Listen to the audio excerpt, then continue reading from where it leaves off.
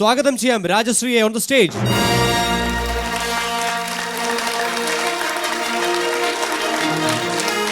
നമസ്കാരം.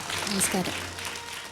Judges please ശ്രദ്ധിക്കണം, ആള് മാറിപ്പോ. ഞാൻ രാജശ്രീ എന്നാണ് പറഞ്ഞത്. സ്റ്റേജിൽ മറ്റാരോ വന്ന് നിൽക്കുന്നതായിട്ട് തോന്നുന്നു. ആരാ? മനസ്സിലായില്ലേ? എനിക്ക് മനസ്സിലായില്ല. ഞാൻ രാജശ്രീ എന്ന് പറഞ്ഞു, മറ്റാരോ വന്നിട്ട് നിൽക്കുന്നു. എന്താ ഇവിടെ? ഞാൻ പരീക്ഷയിലെ ശാരദ. പരീക്ഷയിലെ ശാരദ.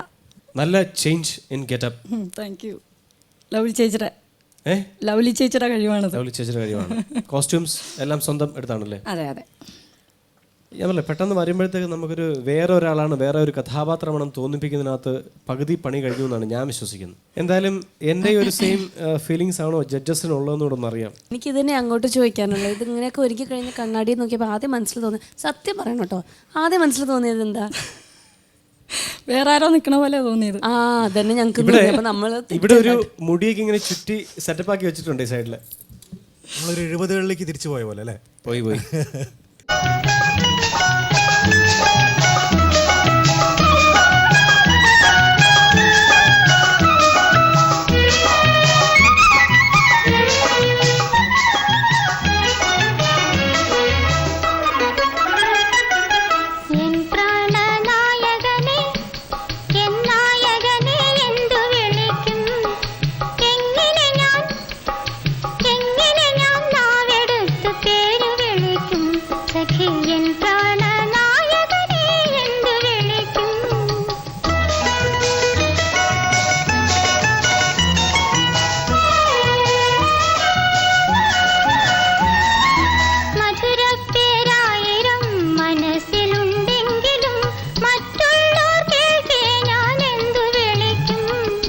മധുര